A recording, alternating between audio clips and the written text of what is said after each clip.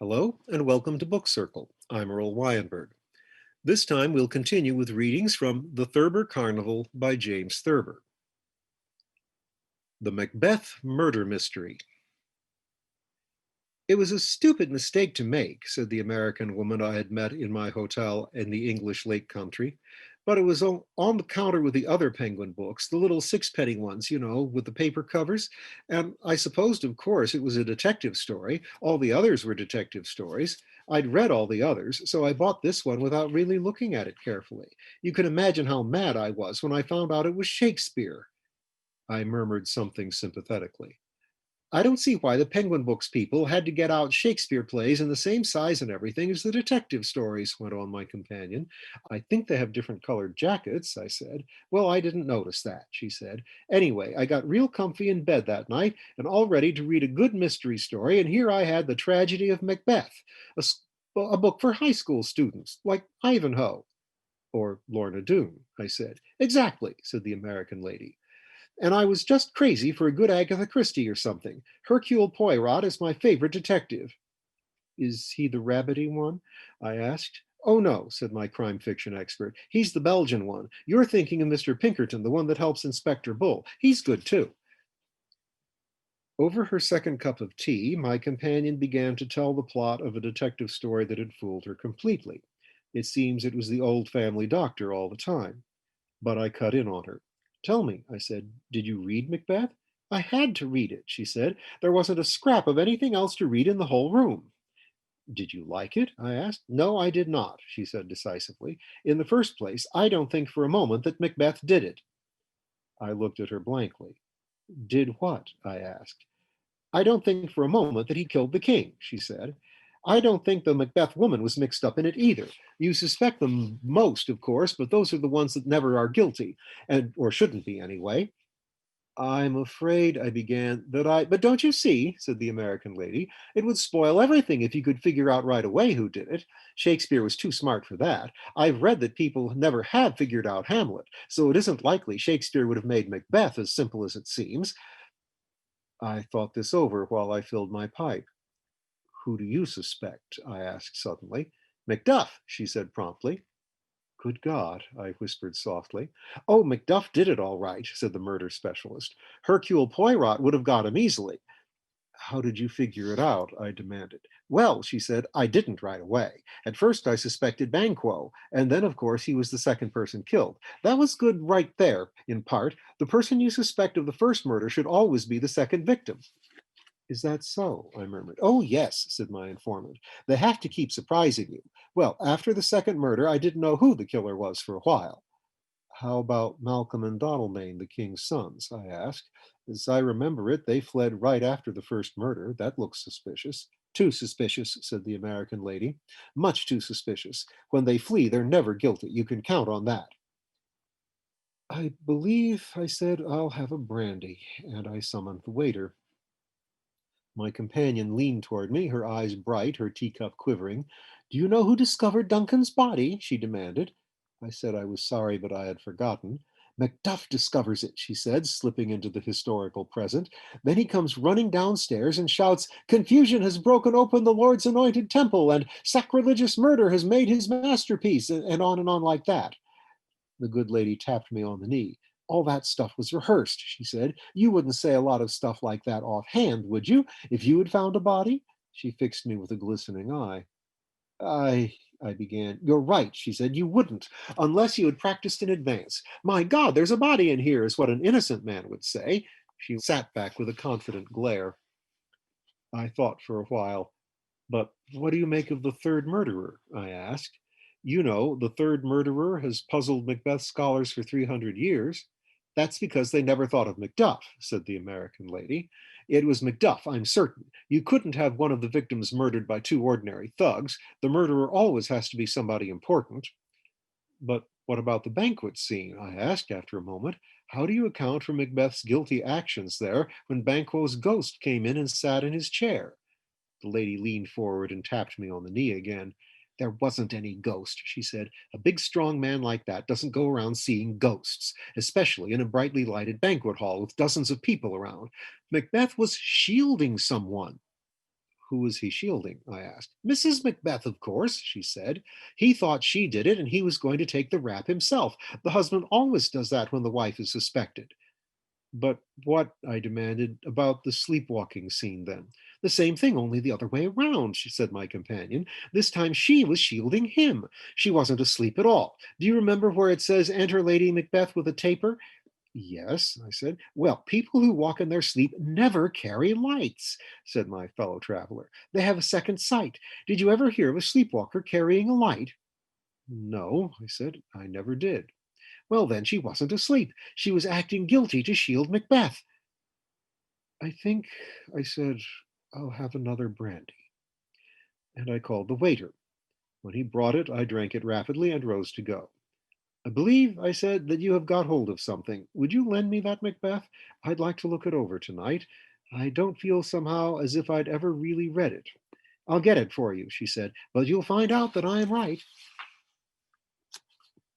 I read the play over carefully that night, and next morning after breakfast, I sought out the American woman. She was on the putting green, and I came up behind her silently and took her arm.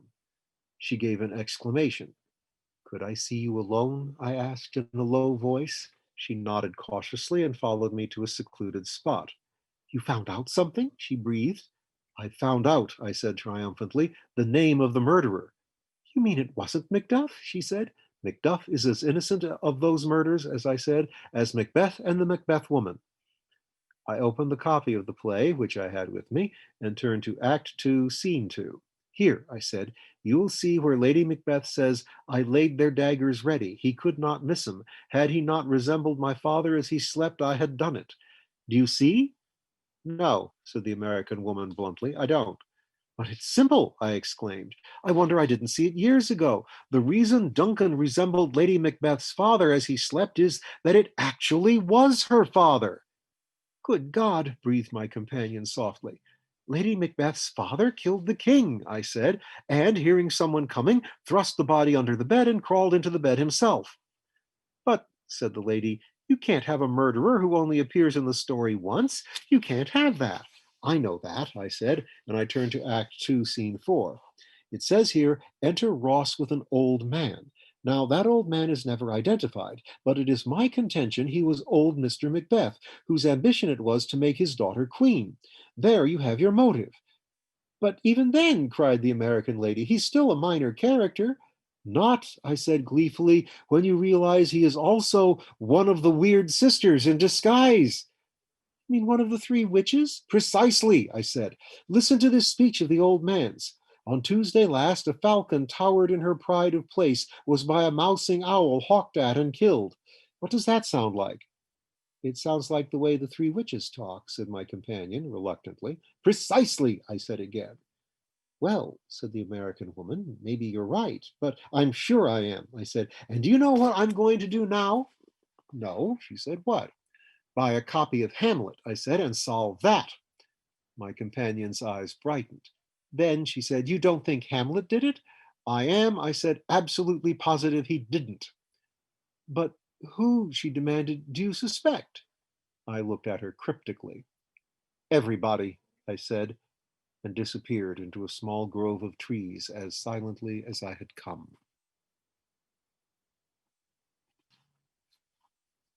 A ride with Olympy.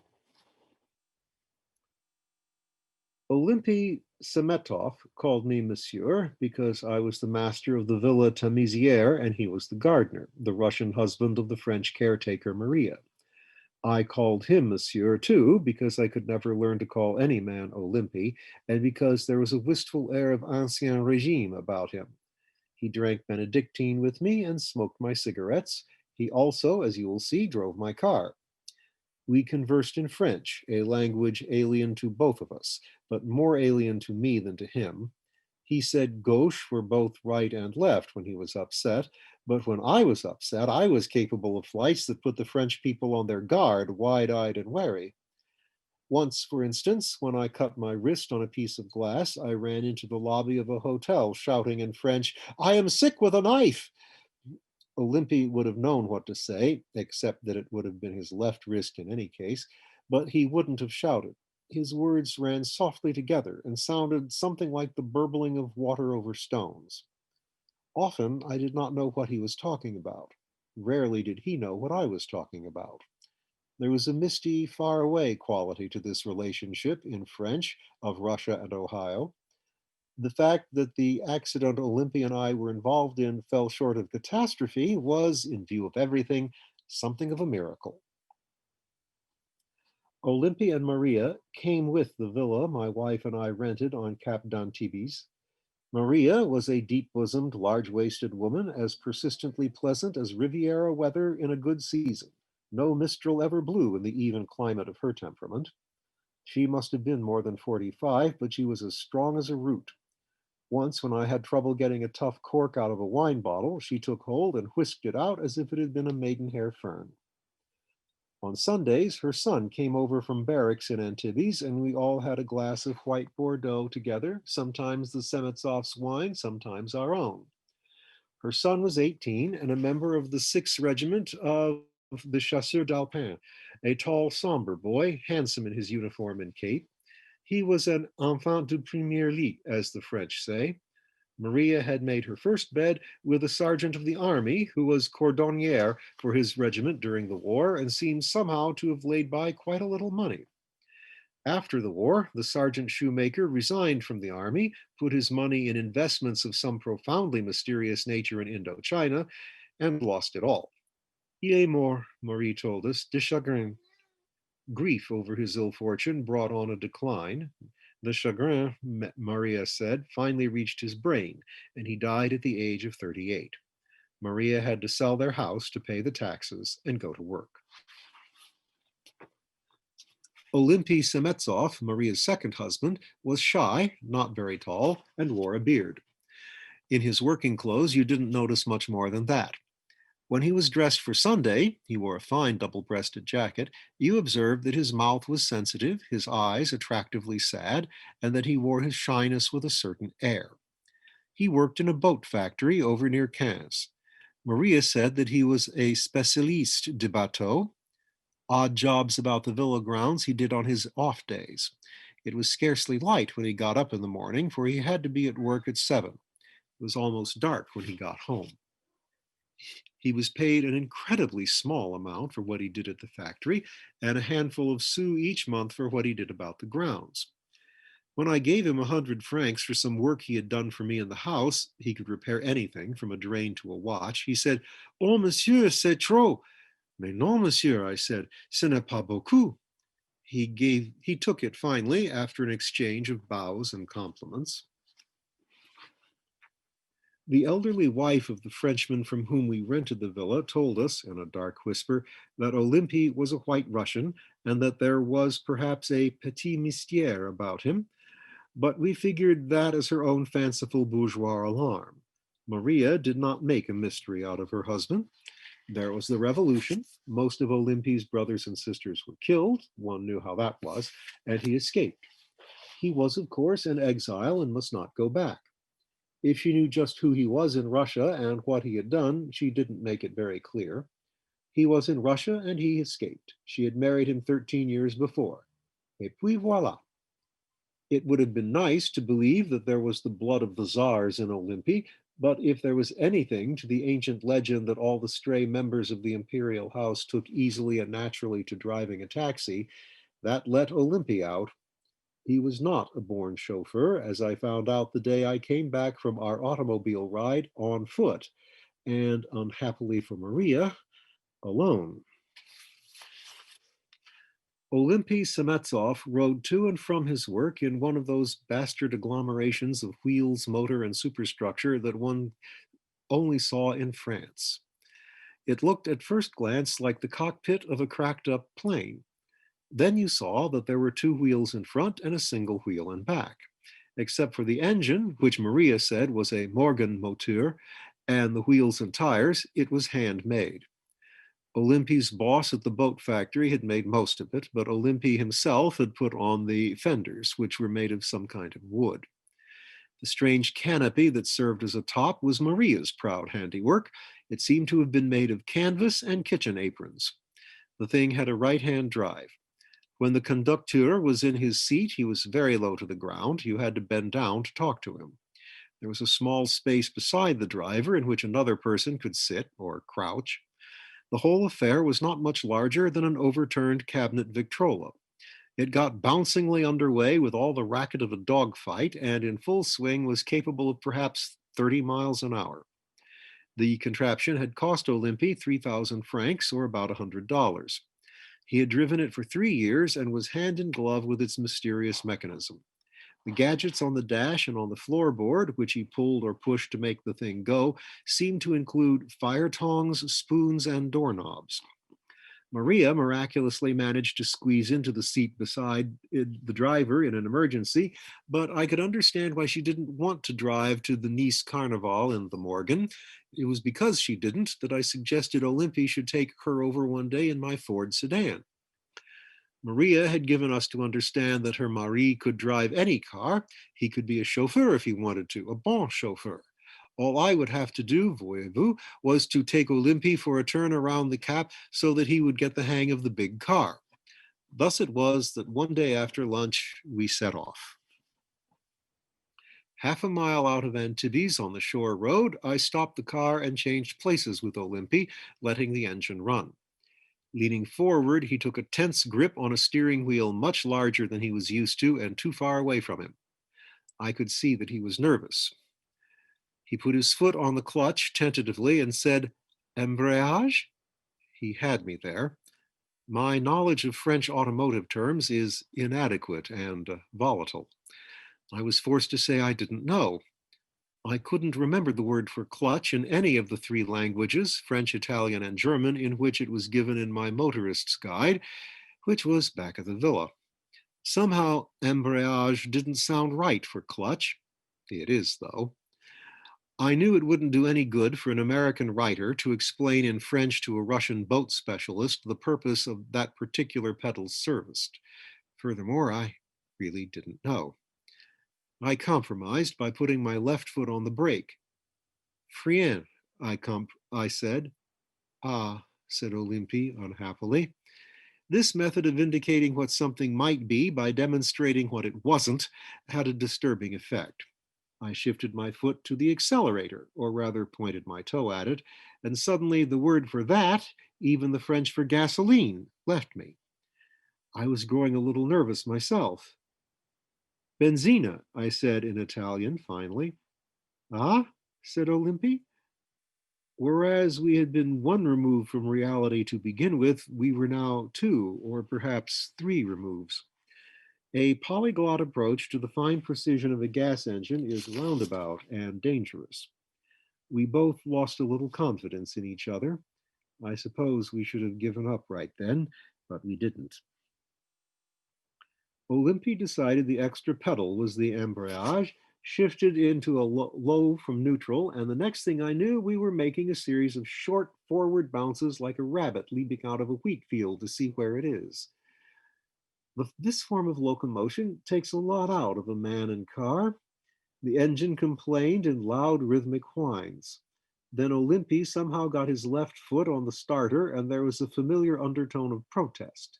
This set his right foot to palpitating on the accelerator, and the rabbit jumps increased in scope. Abandoning my search for the word for starter, I grabbed his left knee and shouted, "Ça commence!" Just what was commencing, Olympy naturally couldn't figure, probably some habitual and ominous idiosyncrasy of the machinery. He gave me a quick, pale look. I shut off the ignition and we discussed the starter situation, breathing a little heavily. He understood what it was finally, and presently we were lurching ahead again.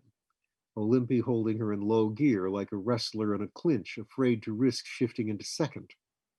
He tried it at last, and with a jamming jolt and a roar, we went into reverse. The car writhed like a tortured leopard, and the engine quit. I was puzzled and scared, and so was Olympy. Only a foolish pride in masculine fortitude kept us going. I showed him the little jog to the right you have to make to shift into second, and he started the engine, and we were off again, jolting and lurching.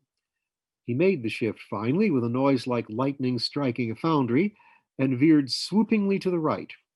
We barely missed a series of staunch granite blocks set in concrete that marked ditches and soft shoulders. We whisked past a pole. The leaves of a vine hanging on a wall slapped at me through the window. My voice left me. I was fascinated and paralyzed by the swift passes disaster was making at my head. At length, I was able to grope blindly toward the ignition switch, but got my wrist on the klaxon button. When I jerked my arm away, Olympy began obediently sounding the horn. We were riding on the edge of a ditch. I managed somehow to shut off the ignition, and we rolled to a stop. Olympy, unused to a left-hand drive, had forgotten there was a large portion of the car to his right, with me in it. I told him, à gauche, toujours à gauche. Ah, said Olympy, but there was no comprehension in him. I could see he didn't know we had been up against the vines of villa walks. Intent on dark problems of gear shifting, he had been oblivious of where the car and I had been. There was a glint in his eye now. He was determined to get the thing into high on his next attempt. We'd come about half a mile in the lower gears. The road curved downhill as it passed Eden Rock, and it was here that an elderly English couple, unaware of the fact that hell was loose on the highway, were walking. Olympy was in second again, leaning forward like a racing bicycle driver. I shouted at him to look out. He said, "Oui," and we grazed the old man and his wife. I glanced back in horror. They were staring at us, mouths and eyes wide, unable to move or make a sound. Olympy raced on to a new peril, a descending hairpin curve, which he negotiated in some far-fetched manner, which left me hanging on to the emergency brake. The road straightened out, I let go the brake, and Olympy slammed into high with the desperate gesture of a man trying to clap his hand over a poised butterfly. We began to whiz. Olympy hadn't counted on a fast pickup. He whirled around a car in front of us with the foot to spare. Lentement, I shouted, and then gauche, as I began to get again the whimper of poles and walls in my ears. Ça va mieux maintenant, said Olympy quietly. A wild thought ran through my head that maybe this was the way they used to drive in Russia in the old days. Ahead of us now was one of the most treacherous curves on the cap. The road narrowed and bent like a croquet wicket around a high stone wall that shut off your view of what was coming. What was coming was usually the wrong side of the road, so it wouldn't do to shout gauche now. We made the turn all right. There was a car coming, but it was well over on its own side. Olympy apparently didn't think so. He whirled the wheel to the right, didn't take up the play fast enough in whirling it back, and there was a tremendous banging crash like a bronze monument falling. I had a glimpse of Olympy's right hand waving around like the hand of a man hunting for something under a table. I didn't know what his feet were doing. We were still moving heavily with a ripping noise and a loud roar. Poussez la fer, I shouted, which means push the headlight. Ah, said Olympy. I shut off the ignition and pulled on the handbrake, but we had already stopped. We got out and looked at the pole we had sideswiped and at the car. The right front fender was crumpled and torn and the right back one banged up, but nothing else had been hurt. Olympy's face was so stricken when he looked at me that I felt I had to cheer him up. Il fait beau, I announced, which is to say that the weather is fine. It was all I could think of. I started for a garage that Olympy knew about. At the first street we came to, he said gauche, and I turned left. Ah, non, said Olympy. Gauche, and he pointed the other way. You mean droit? I asked, just that way. Ah, said Olympy, c'est bien ça. It was as if he had thought of something he hadn't been able to remember for days. It explained a great deal. I left Olympy in the car at the garage. He said he would walk back. One of the garage men drove me to Juan-Lapin, and I walked home from there, and into a look of wild dismay in Maria's eyes. I hadn't thought about that. She had seen us drive away together, and here I was, alone. Où est votre mari? I asked her hurriedly. It was something of a failure as a reassuring beginning. Where is your husband? I had taken the question out of her own mouth, so I answered it. He has gone for a walk, I told her. Then I tried to say that her husband was bon, but I pronounced it beau, so that what I actually said was that her husband was handsome. She must have figured out he was not only dead, but laid out. There was a mauvais quart d'heure, a bad quarter hour, for both of us before the drooping figure of Olympy finally reappeared. He explained sadly to Maria that the mechanism of the Ford is strange and curious compared to the mechanism of the Morgan. I agreed with him. Of course, he protested he would pay for the repairs to the car, but Maria and I both put down that suggestion. Maria's idea of my work was that I was paid by the city of New York and enjoyed a tremendous allowance. Olympy got 40 francs a day at the boat factory. That night at dinner, Maria told us that her mari was pacing up and down in their little bedroom at the rear of the house. He was in a state. I didn't want an attack of chagrin to come on him as it had to the cordonnier and perhaps reach his brain. When Maria was ready to go, we gave her a handful of cigarettes for Olympia and a glass of Benedictine. The next day, at dawn, I heard the familiar tintamarre and hurlement and brouhaha of Olympy's wonderful contraption getting underway once more. He was off to the boat factory, getting 40 francs a day, his $1.30. It would have cost him 2 weeks' salary to pay for the fenders, but he would have managed it somehow. When I went down to breakfast, Maria came in from the kitchen with a large volume, well fingered and full of loose pages, which she handed to me. It was called Le Musée d'Art, the Art Museum, and subtitled Galerie des chefs d'œuvre et précis de l'histoire de l'art du XIXe siècle en France et à l'étranger, the gallery of masterpieces and précis of history of the art of the 19th century in France and abroad. En mieux gravure, 1,000 pictures, 58 plates in the text. A present to Monsieur from Olympy Semenetsov with his compliments. The incident of the automobile was thus properly rounded off with an exchange of presents, cigarettes and Benedictine and Le Musée d'Art. It seemed to me the way such things should always end, but perhaps Olympy and I were ahead of our day, or behind it. And we will follow Mr. Thurber's further adventures next time.